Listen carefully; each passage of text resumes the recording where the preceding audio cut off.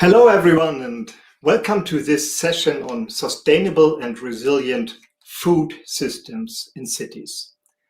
If this was a real conference and we could meet in real life, we would gather around the coffee table between sessions, we would have some fruits or snacks, we would have lunch and maybe even dinner together, and all of this would be a very important element to then have the quality of this event somehow valued. We would see this as a good conference if the food is good.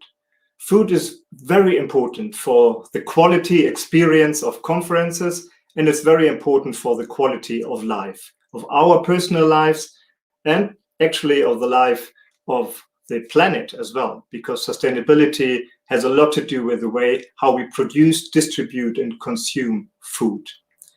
And with most of our people living in cities, again, cities have a vital role here because it's estimated that 70% of food consumed is consumed in cities. So cities are again a key actor in how to do a good and sustainable food system.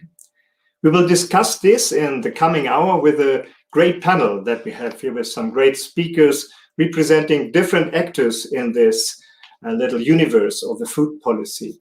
We have Claire Burry with us, the Deputy Director General for Food Sustainability from the European Commission. We have Anna Scavuzzo, Deputy Mayor of the city of Milan, one of the front runners in food policy. We have Mathieu Vincent, the founder of the Digital Food Lab. So we will be learning about how digital food tastes. And we have Jorrit Kivik, Director of the Slow Food Youth Network. And welcome everybody, and we are looking forward to have a good discussion with this bunch of people. If we learned one thing during the pandemic, then it is that everything is connected. So it's good that we are representing different sectors of society here, because everything needs to come together to create a good food policy that is working on the ground. And since we are in Europe, I think we could get started with hearing what the European Commission has to say on how to create a good framework for a sustainable food policy that is good for people and the planet. So with this, Claire, the floor is yours. Thank you very much, Ivo, and good morning, everybody. I'd like, first of all, to say thank you to Forum Europe for inviting me to participate.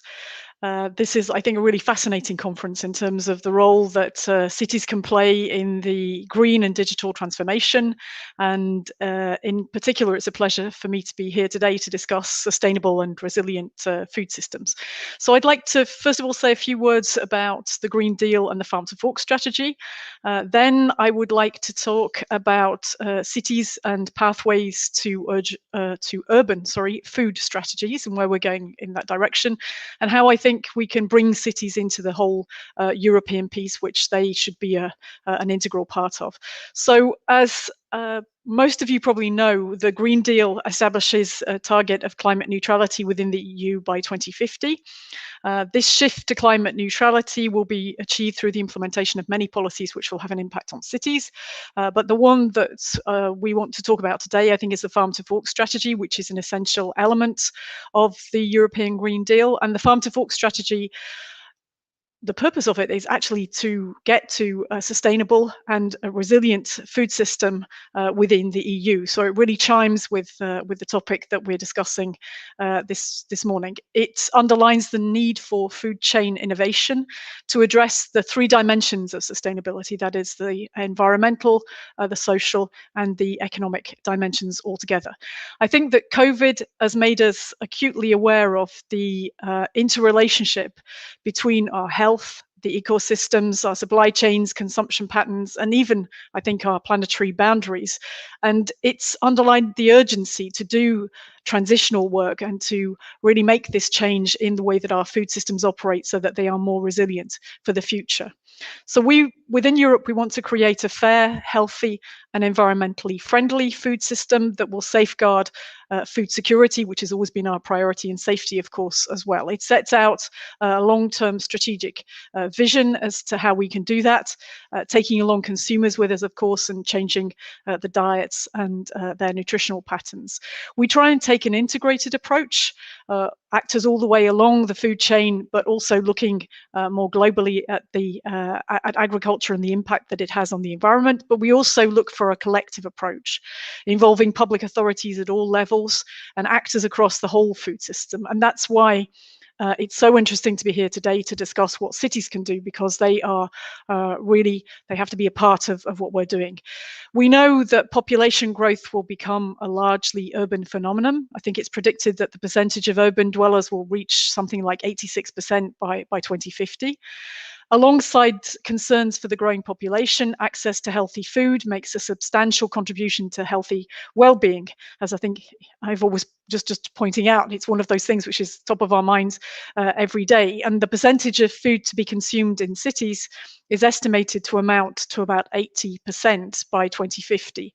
At the same time, cities will consume 75% of the world's resources and produce 80% of CO2 emissions. I think, therefore, it's really it's unthinkable to achieve this transition that we're aiming for without active engagement from city authorities.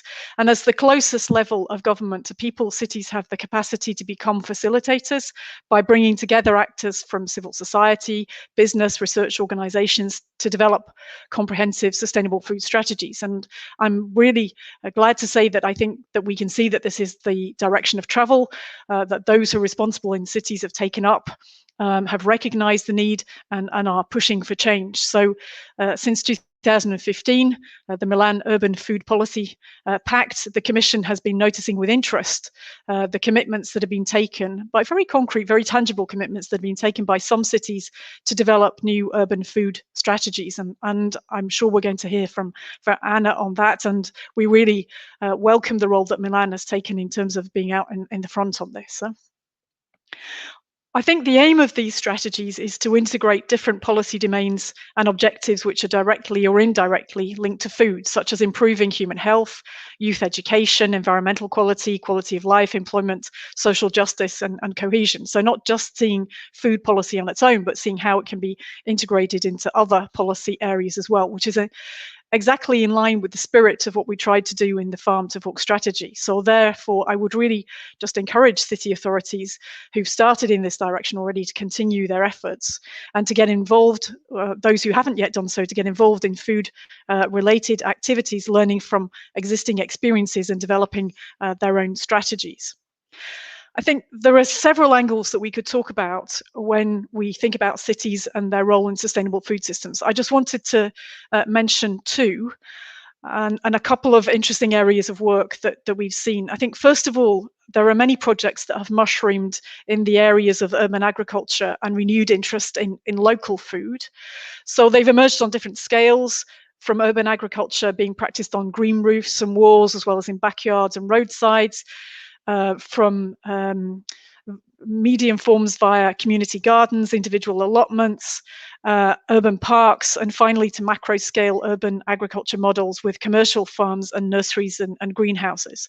And beyond the intra-urban agriculture taking place within city limits, an interest for local food can also facilitate and encourage urban to rural linkages, which I think is also very interesting. So we can have a reconnection of the rural food producers with urban consumers, which should help to work towards the sustainable and resilient system that we want.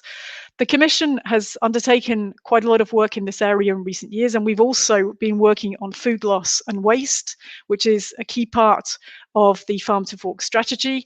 And we will come forward with legally binding targets on reducing waste by 2023. And we will also look at revising the rules on date marking, which we find at the moment are leading to a lot of food waste, and we could maybe reduce some of that. I wanted to take, coming from Belgium, I wanted to take as an illustration the case of Bruges, which shows how a medium-sized city can effectively tackle food waste through a strategy which is elaborated with stakeholders. So following a strategic analysis to measure how much food and where it was wasted, there was an action plan that was built through a participatory approach. It's called the Bruges food lab, which focused in particular on reducing food waste in the health sector. So for every euro invested in preventing food waste, the city saved €8, which were usually dedicated to managing food waste, and has become a European frontrunner with up to 43% of the food waste prevented in the main local hospital. A second area where cities can play their part is the promotion of healthy and sustainable consumption. As I mentioned before, this is very much at the heart of the Farm to Fork strategy, having the shift in diets. We need to make sure, of course, that European consumers can afford a healthy, nutritious and sustainable food. This has to be for all. And the creation of a favorable food environment that makes it easier to choose healthy and sustainable diets, which will benefit consumers, is really one of the priority areas in terms of what we're doing. Citizens are already asking for healthy and sustainable food. How can cities contribute to this? They can do so through their planning power, because they can influence the setting of healthy and sustainable food outlets in high streets so that citizens have access to a more healthy choice. They can also use their purchasing power. Cities can influence food markets in the desired direction by developing creative tendering documents to incentivize the provision of healthy and diversified foods in food canteens and schools and so on. So I think we can see through these examples that cities can really drive this change that we're looking for. We know that out there, we still have differences of view amongst the member states, within the European Parliament as well, and other stakeholders, in terms of how exactly we should achieve this transition to a sustainable food system. But we know that everyone agrees that that's the direction of travel that we have to go in. So with that in mind, there need to be bold actions and difficult political choices need to be made so that we can make this transition within the time frame that I think now the pandemic and other developments have shown us is crucial if we are to make a success of it. Cities have a clear role in the transition. I would encourage you wherever possible to engage with our initiatives. I haven't gone into detail on those, but I'll happily do so in response to questions. But I would really engage you and urge you to cooperate and to participate in the consultations that we will do. I think cities thank you. You are showing the way on food sustainability. I hope you will continue to do so, and that those who are not yet will join those who do. And this should, I think, help us make a transition in a way that is closer to European citizens, which is the only way I think that we can make a success of the Farm to Fork strategy and the objectives that we have therein. Thank you very much.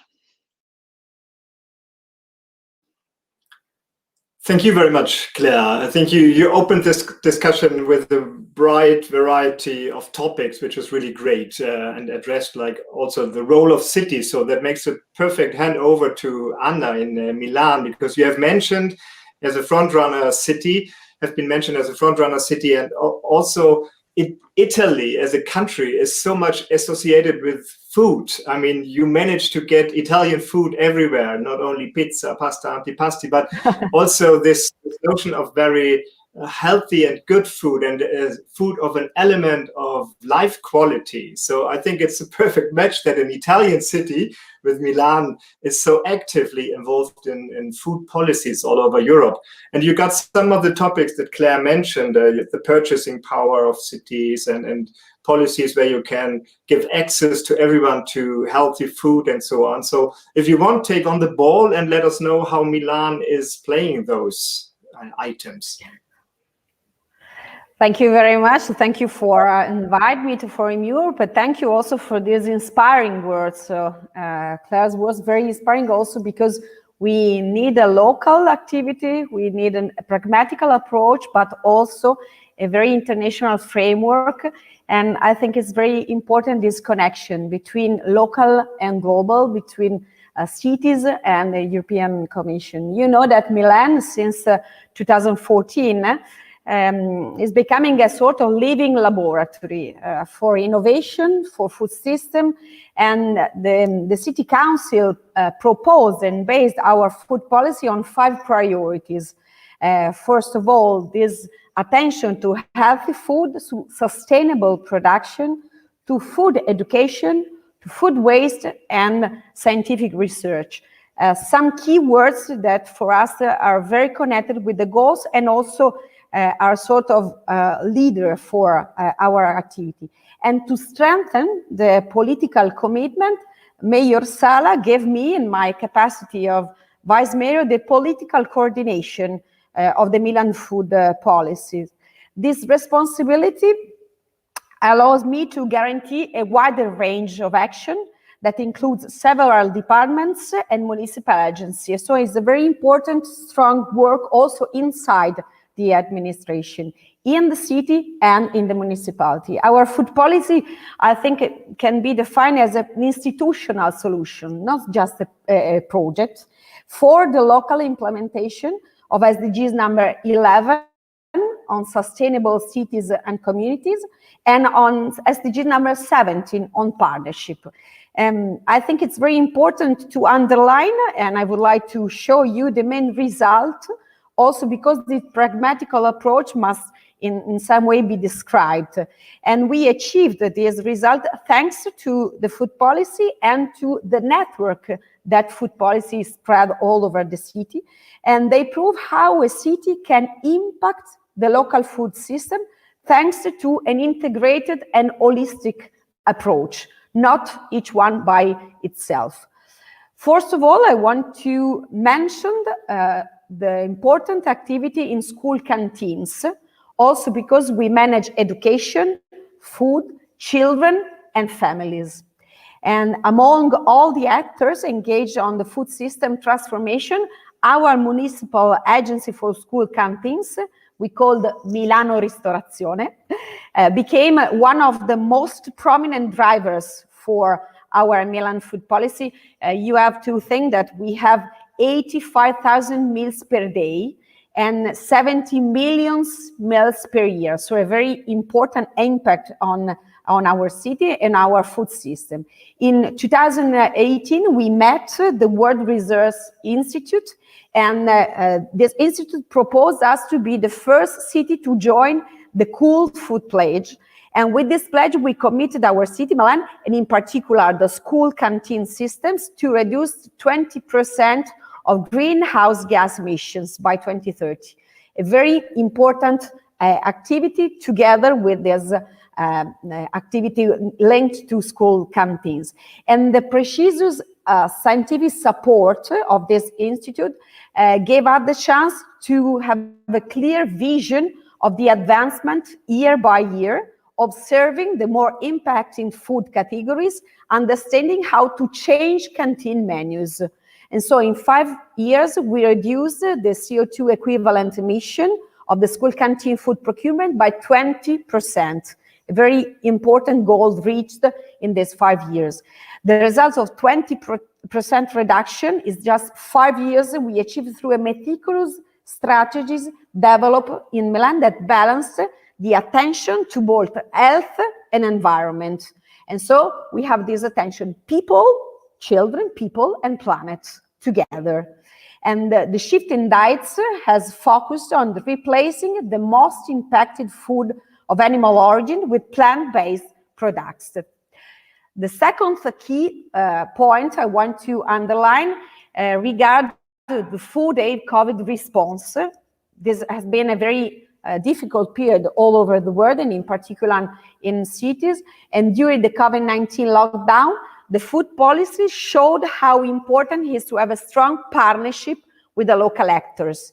A new Milan food aid system was launched during the lockdown in response to COVID-19 outbreak in 2000, and still it's active today. It works on various fields to guarantee assistance to citizens who cannot source healthy and sufficient food. And at the same time, the municipality offered additional support to local actors, for instance, food banks, Red Cross, charities all over the cities who normally deal with food aid. So the normal situation and an additional one.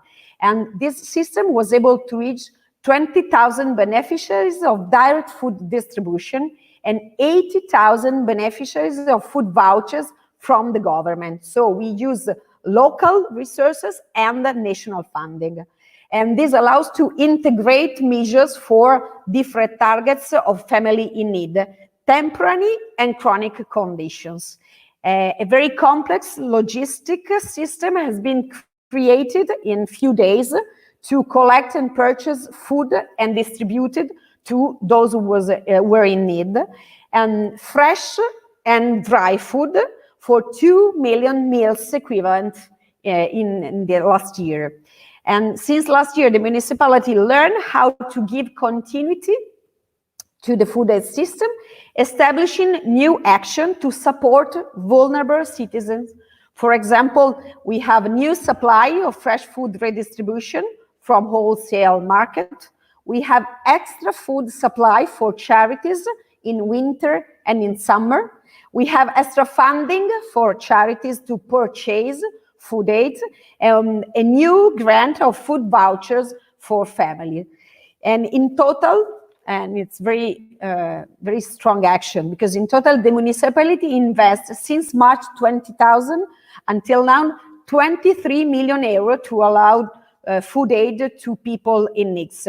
Part using municipal budget, as I said, and part from national funding. So we also help in some way the national government to reach family.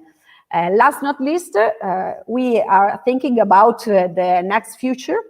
And in these weeks, we are developing a review of our food policy, 5 years of activities. And after these 5 years, we have a deeper knowledge about the main drivers and the stronger public credibility among food system actors.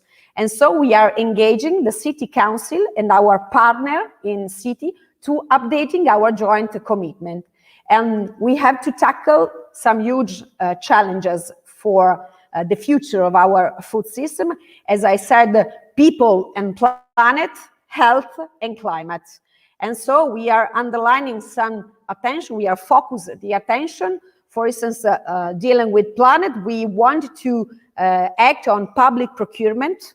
For instance, based all the public procurement at the metropolitan scale, and we can impact more than 70 millions of public meals, exploiting and scaling all the approaches developed in the previous years.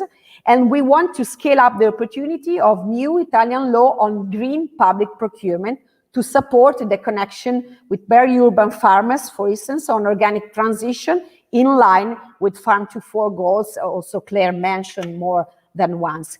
And dealing instead with people, we want to carry on our activity on education from the children, but not just children, also family and also on the elderly. We want to influence the food habits to tackle obesity and diabetes, for instance, by promoting a consumption of fresh and organic food at school and at home.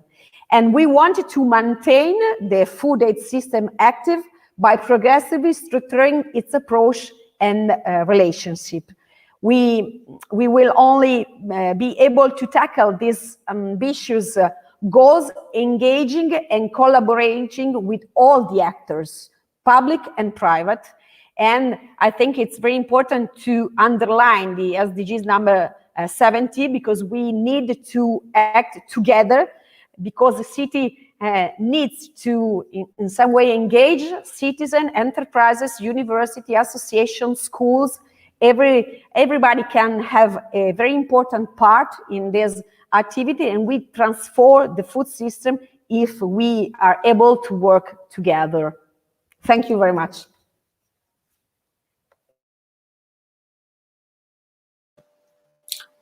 Thank you, Anna, also for bringing in the social dimension of food, feeding the poor and the vulnerables, as you have done and many other cities have done during the pandemic.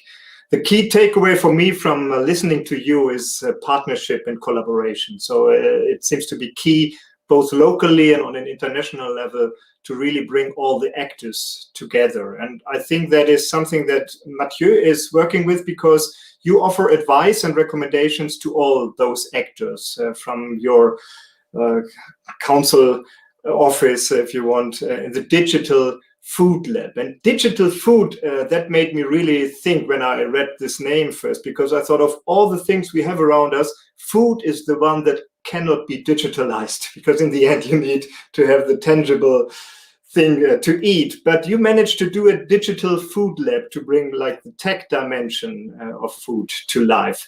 Tell us about it. Yeah, thank you. So yeah, indeed, we are using this name, Digital Food Lab, and actually, to be honest, we created this name like 10 years ago, when startups were working on food primarily on the e-commerce side, and we didn't even think that startups would have an impact really on the food items themselves. But now we can see that startups are really impacting the foods by themselves and creating new food products, so we are much more talking about food tech rather than digital food. And actually, what we mean by food tech is all the entrepreneurs acting all along the value chain, the food value chain. So startups working on agriculture, transformation, production, retail, coaching, health, connected health to food, and also startups working on digitizing food service and retail. So you have all these startups right now working on this ecosystem, and the food tech ecosystem, so all the startups working in this field, is becoming quite huge. To give you just an idea, in Europe in 2020, so last year, in a year of pandemic, we had almost 3 billion euros invested in European food tech startups. So that it starts to become a lot of money. On a global scale, it's around 23, 24 billion euros invested. So the movement of investment into food is becoming bigger and bigger. And actually, we can wonder why we have so much investment into food, because as you mentioned, it can be easier to digitize finance, to digitize e-commerce, to digitize a lot of service. Even else is maybe easier to digitize than food. But there is a deep feeling, which has been highly reinforced during the pandemic, that food as an object, as an idea, has to be somehow disrupted, because many parts of the food system are not working. Actually, people don't have the right food for them in terms of health, in terms of nutrients, and they also consume right now, especially in our countries, foods that have a high impact on the environment. So that's maybe two of the reasons that make a lot of investors, a lot of entrepreneurs focus their attention to this food tech ecosystem. So that's why we are working on it, and we set up this goal to grow the food tech ecosystem in Europe, because as I mentioned with some figures, European food tech is like 12 to 15% of the global food tech ecosystem. So it's quite small. Though we have all the key ingredients in Europe, we have investors, we have money, we have big corporations, we have cities and regulators that are engaged into environment and the transformation of food, and we have talent and research. So we have to unlock this potential to create a new food ecosystem and to help build the leaders of the food of tomorrow, because if we don't, we will have exactly the same situation as we have right now with digital and e-commerce. We will have US, Asian, and maybe Israel-based big food companies, big food tech companies, which will impose what will be the future of food.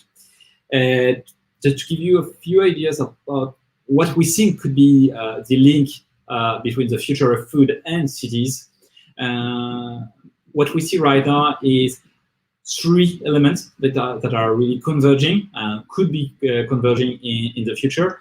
First one is automation, with a lot of robotics, either in agriculture, in delivery, so small robots, small drones, and also in food production, in restaurants. So all these robots and automates could be connected, and we can imagine a future where food is much more automated, and that obviously create and raise questions around sustainability and employment, etc., etc. Second key trend is obviously urban farming, where some estimates say that more than 80% of the food that we eat could be grown locally, so inside or just outside the limits of the cities. So it creates a whole set of new challenges about how power will be separated between cities, between nations, and also how nations, depending on food exports, will evolve. And third is new proteins. I think we all tried and experimented plant-based, Beyond Meat, and things like that. But also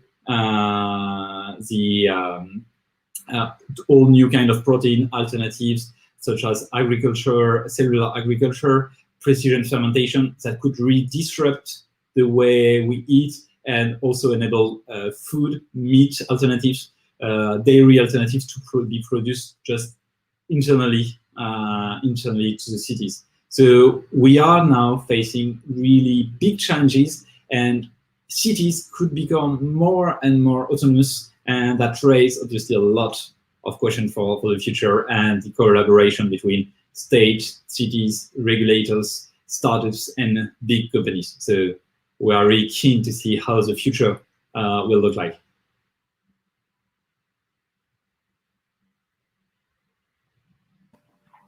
Thank you very much, Mathieu. It's interesting to hear about some innovative approaches towards a traditional thing as food. And a similar approach, also very innovative, is done by the Slow Food Youth Network. It could be a bit like the opposite of what Mathieu is representing, this digital fast future, and you go back, Judith, to slow food. It sounds really like, okay, let's have a break now and then see at things. But there's more behind that, and it's also some innovative events. When I looked you up as an organization, I saw that you're inviting regularly to a disco soup. So a special event that you do to address the topic of food waste, as I understand. Can you tell us a bit more about the disco soup and the other things that you are doing to create a better food future?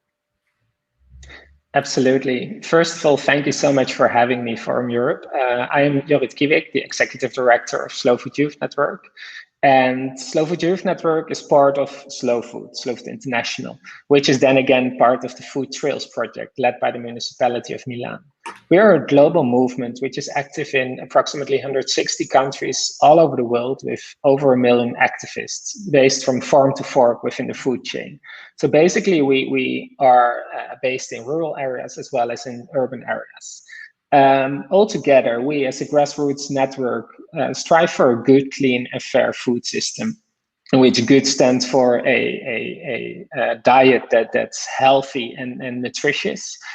Clean stands for a production method which doesn't harm the environment, and fair stands for fair pricing for farmers, of course, but as well as the accessibility for food, because we believe that good food should be accessible to everyone.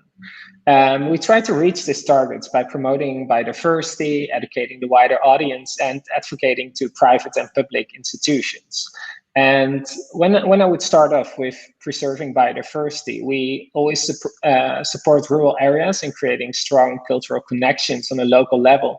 For example, by promoting local breeds, local varieties of products, which are often being blown away by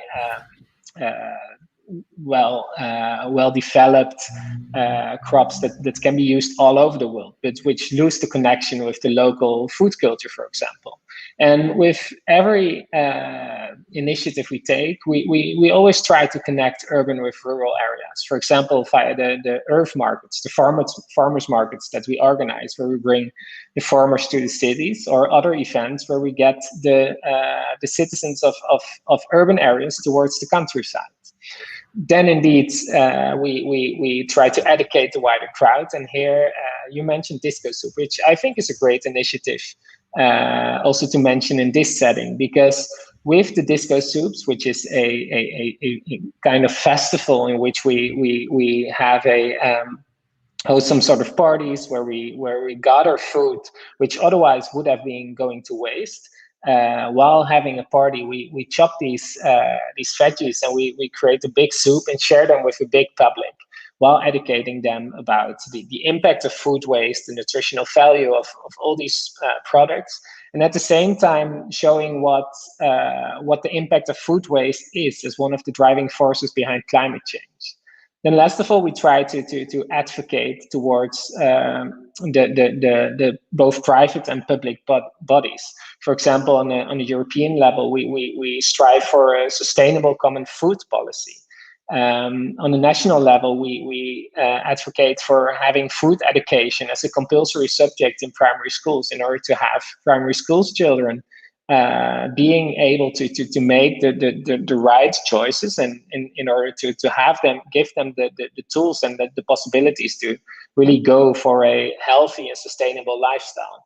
And when you see the local levels, we try to urge local governments to promote healthy food environments and create an environment where everyone has the access to decent, good, and fresh food without having the barriers of the multi-processed foods within the big food chains we often see shining neon lights on our streets.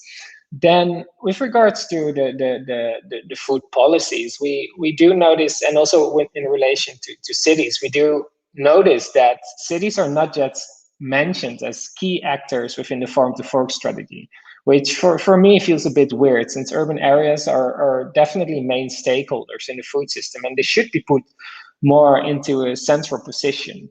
Having said that, Slow Food believes that cities are essential in the transition towards a more sustainable food system, which can be enabled by creating clear, collaborative and targeted food policies. Thank you. Thank you very much, Jorrit. I think it's a nice picture of you representing the different ways how to get to a better food policy that is sustainable and healthy. And as you said, Anna, everybody has to work together. And it's obviously inspiring enough to already invite for questions from the audience. We didn't even invite any of you to post questions, but you already did, and that is great. So you are also invited to post more of those questions. Two are already here and arrived. And the first one would be for you, Anna, because we have the question of Carl Michael, who is asking about the acceptance of people. How do people react, the people on the ground, to your program, and also to the transition, to the change you are doing, especially on the question of saying, accept please to eat a higher percentage of vegetables instead of meat. How is that working?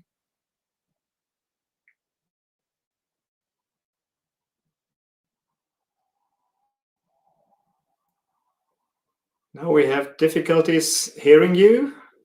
Is it only me? Okay, okay, it's okay. Sorry, I would like to underline that we have a very good reaction from families and from school. We are trying to have good reaction also from children, because we have to focus the attention on taste, because they have to appreciate what they eat. So we have to focus attention on healthy food and good food, because we have to prevent them from eating junk food.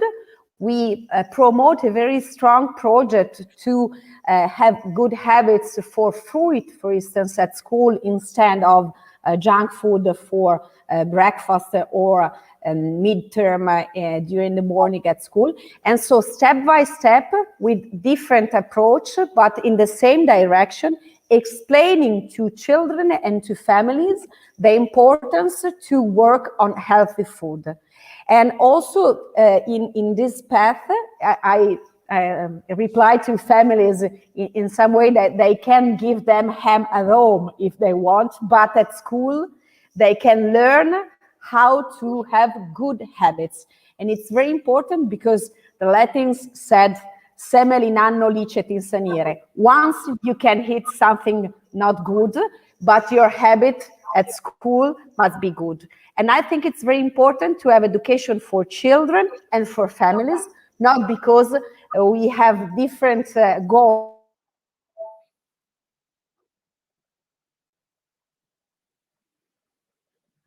I'm afraid we're losing your connection again. Hopefully it comes back in a few seconds.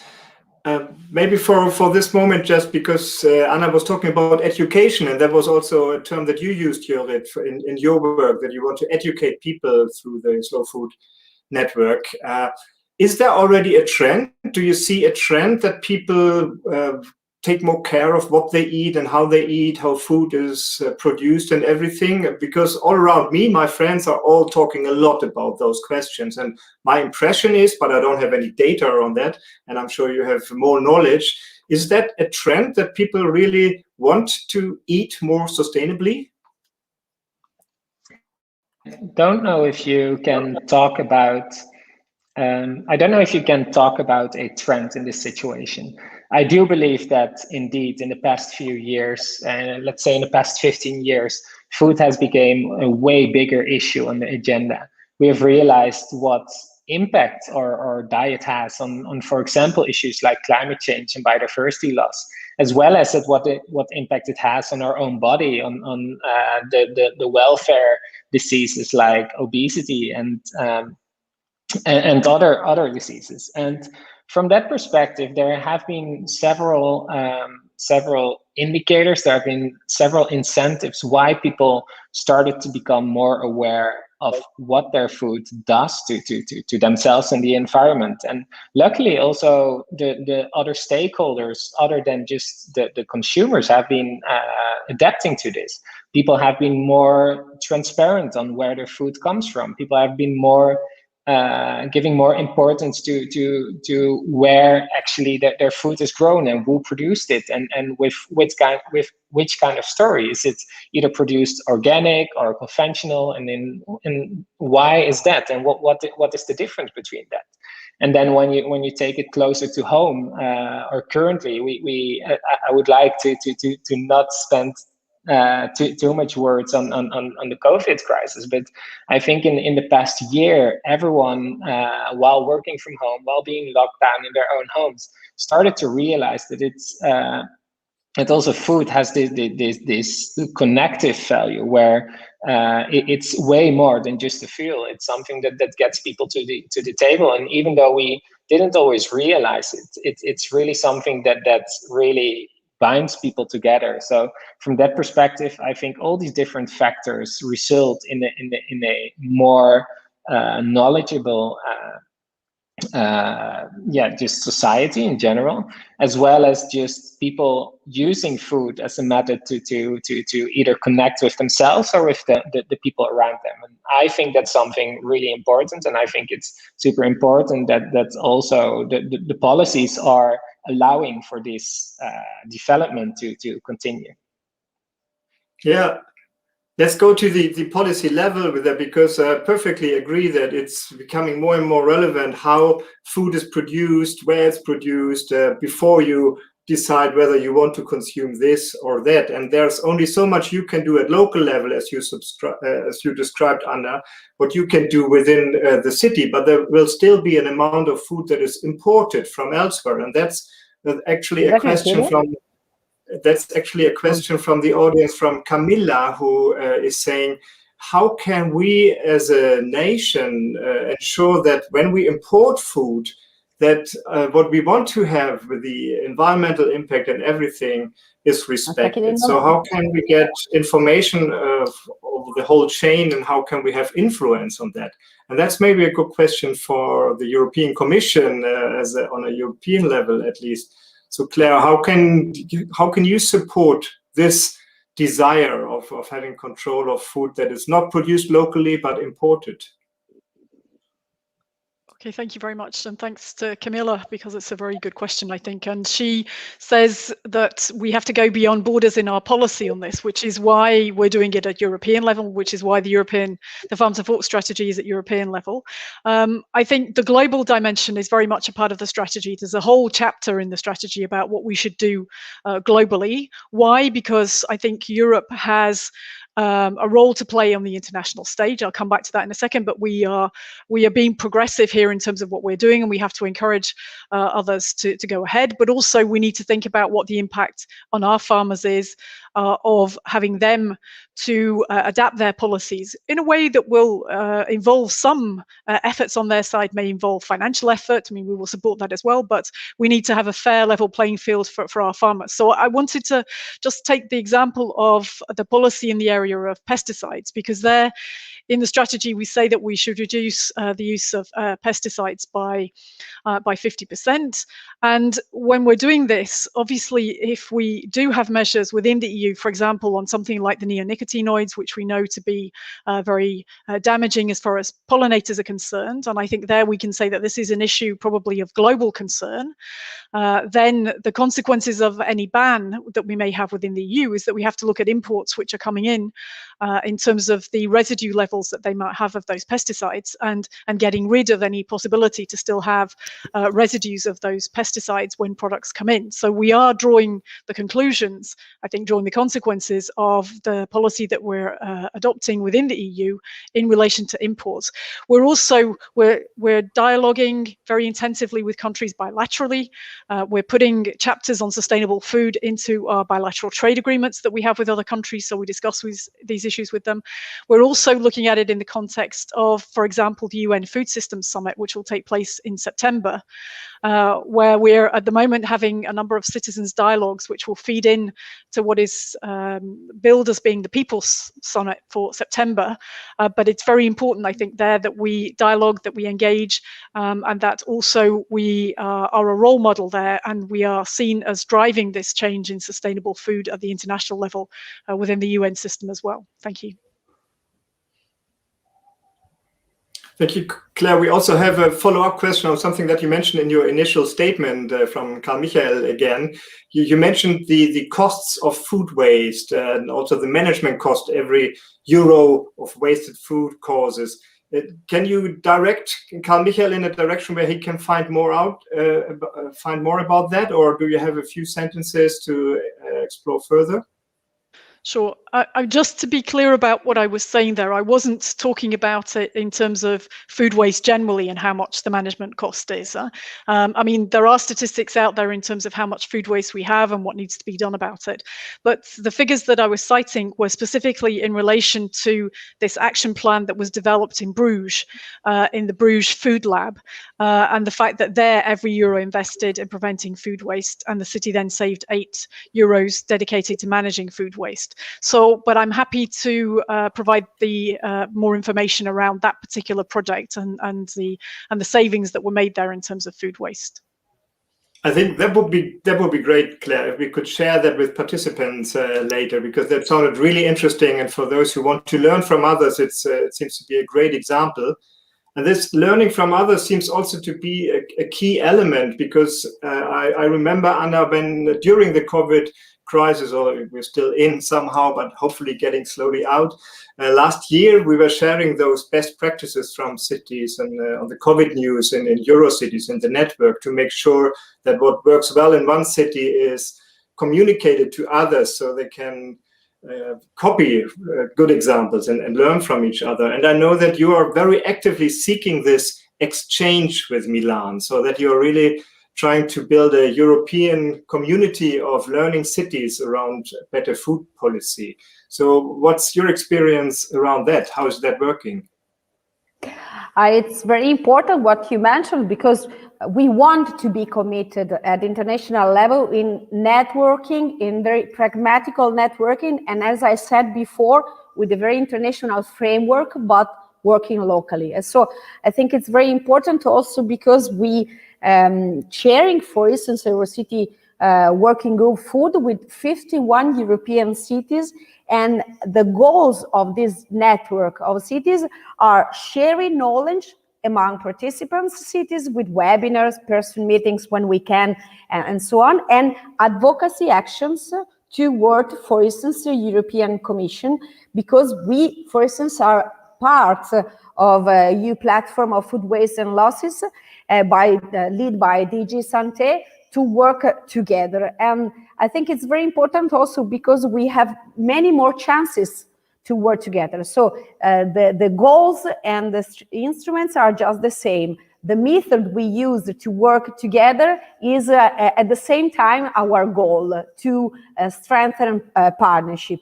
And I think it's very important also because we joined European projects together. For instance, I can mention that Milan is leading a Horizon 2020 project named Food Trails for the next 4 years.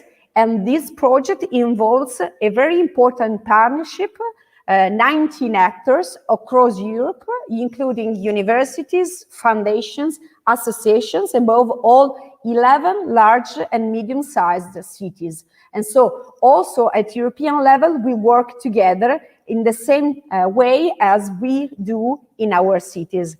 And we have the ambition to make a strong advocacy action with the European Commission on the role of the cities, but not just by word, but acting together and co-design the food policies for the next generation.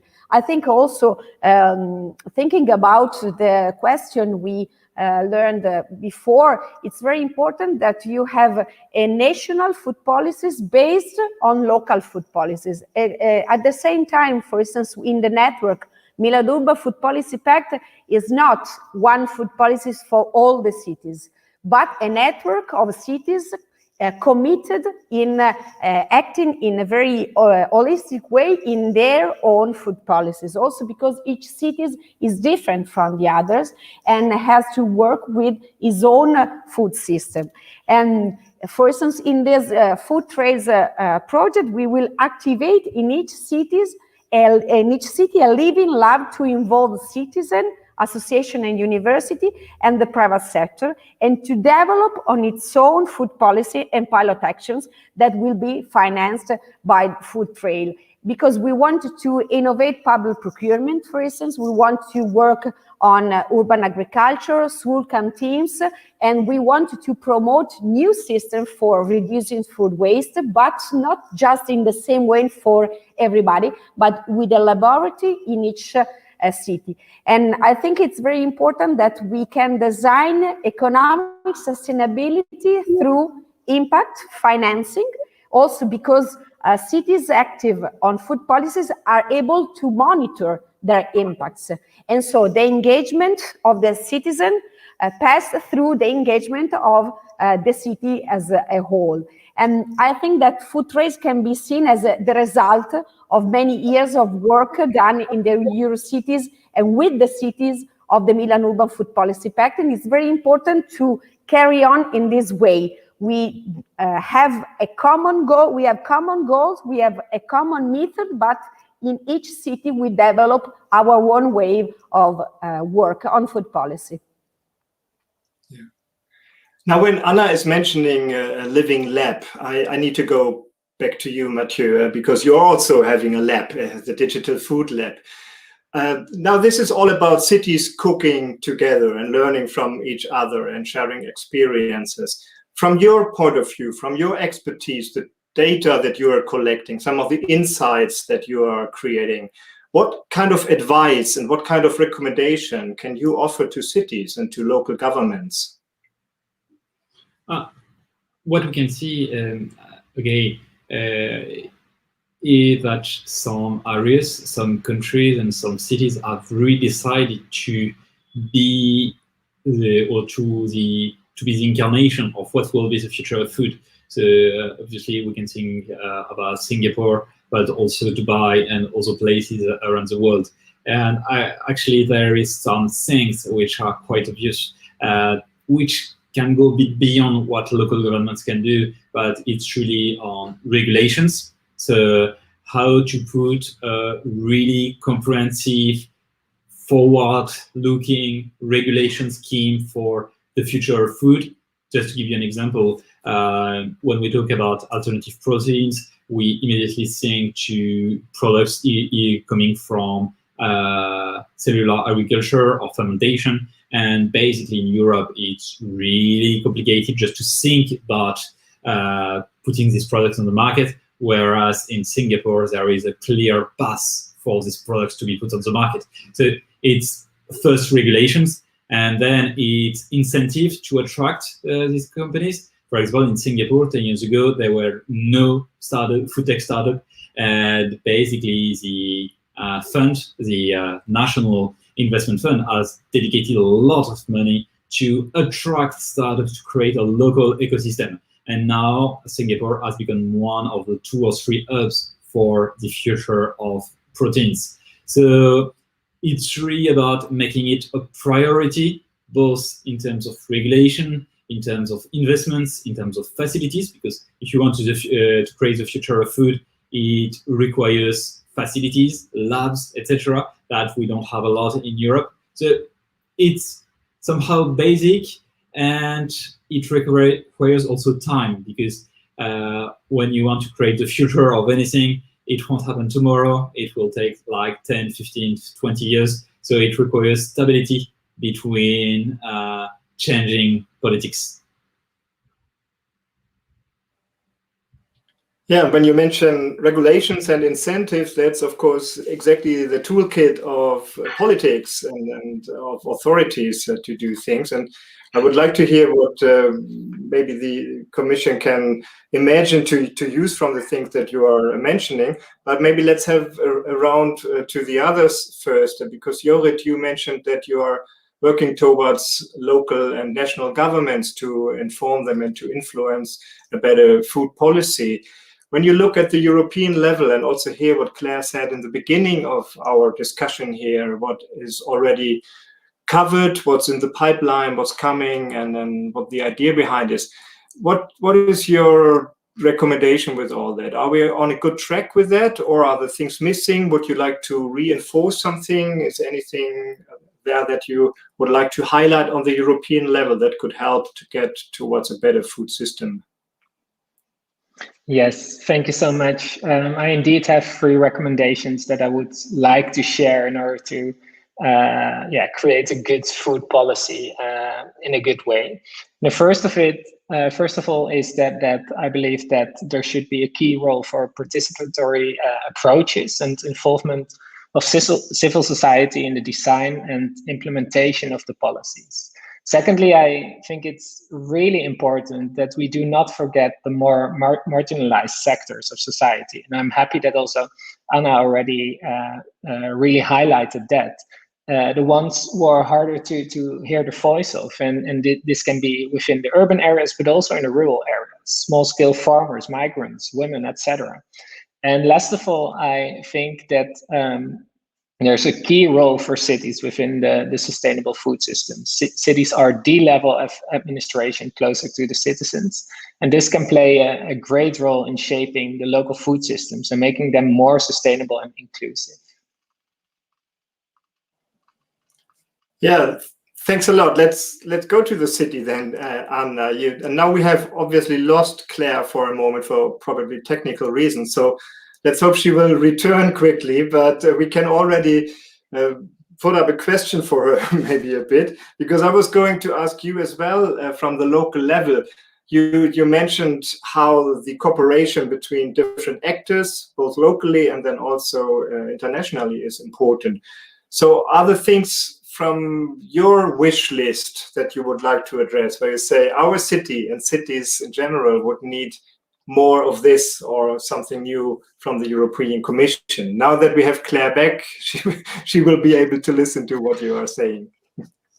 Thanks. Yes, just a few words so I can leave the floor to Claire once again.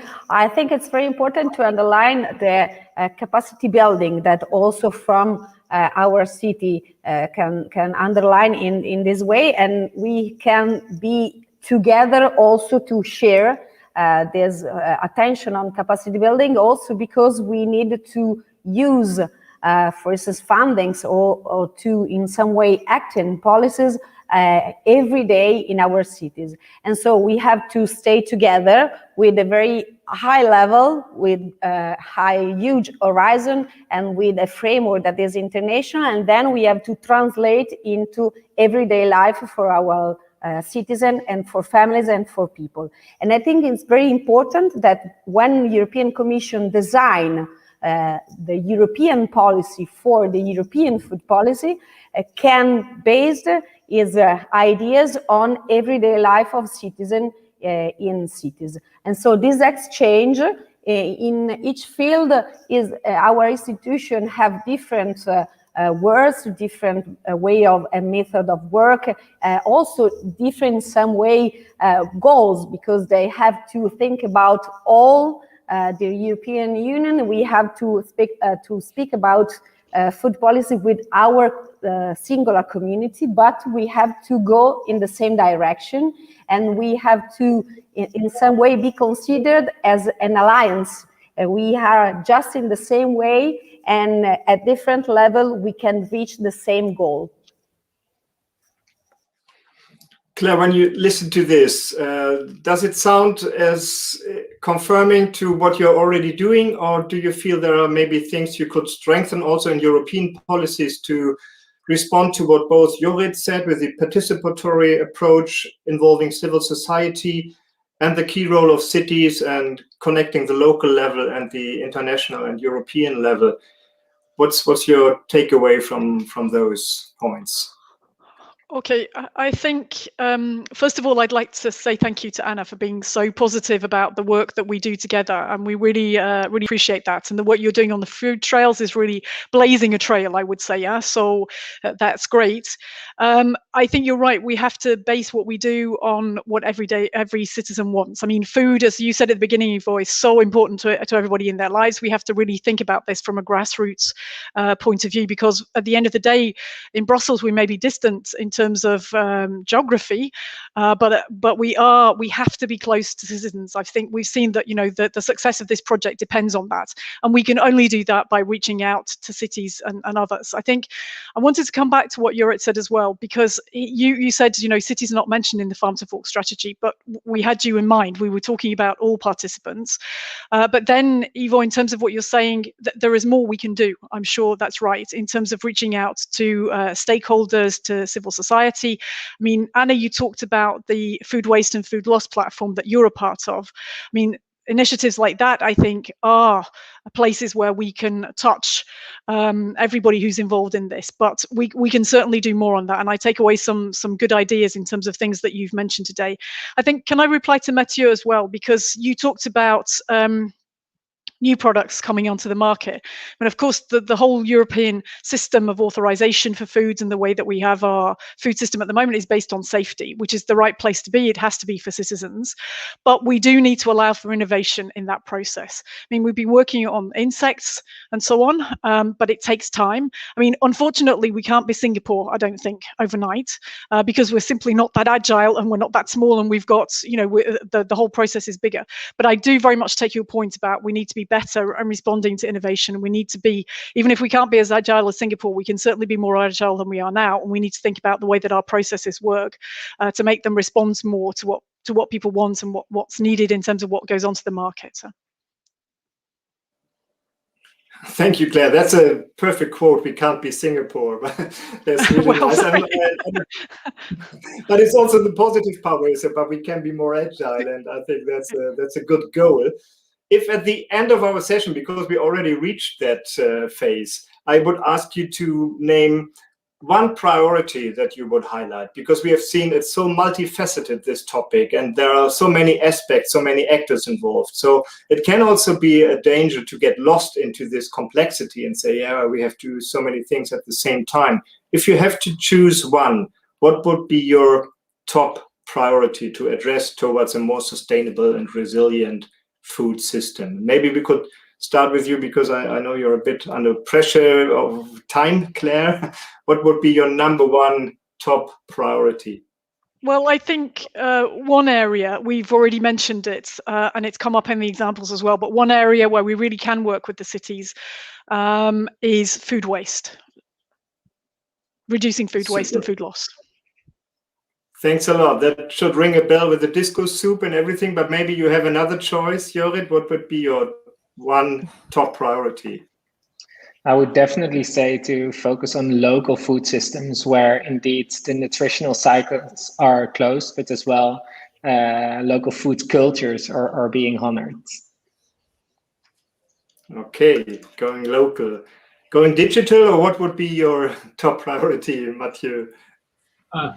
I would say really something really simple. In Europe, we are maybe seeing quality as what we were doing 100 or 200 years ago. So linking quality with the past. And I really would like to see more positivity toward experimenting, trying new stuff, seeing that what may come is not necessarily bad, that the future is not necessarily bad. So just being more positive about what's coming next and just linking, trying, experimenting to being something good and not something bad. So that would make, I think, such a huge change. Super. Anna, experimenting in Milan, or what is your priority? Yes, I think healthy food habits for everybody, and you can stay together, people and planet, food and climate. And so health can be the link between the different habits for the future, from children to farmer also. And it's very important for us to have this key point as a sort of a North Pole. Now you're disappearing again. Thank you very much, Anna and Claire, Jorrit, Mathieu. Thank you very much for this round. Thanks everybody for being with us, for your questions, for your time, for listening in. I would say usually enjoy your lunch now, but I know the conference goes on, so you probably will have a lunch somewhere besides your computer. It's not very healthy, so let's not become that a habit. Let's take that as a warning after 15 months in home office. But there's also a next topic coming up here, thinking point, smart cities and emerging technologies in health. So the last topic that you mentioned, Anna, is taken up Exactly. in the next round. So stay tuned here on the main stage at the Future City Conference. Thanks again, everybody, and have a wonderful rest of the day. Thank you to Farm Europe. Thank you very much. Thank you. Thank you.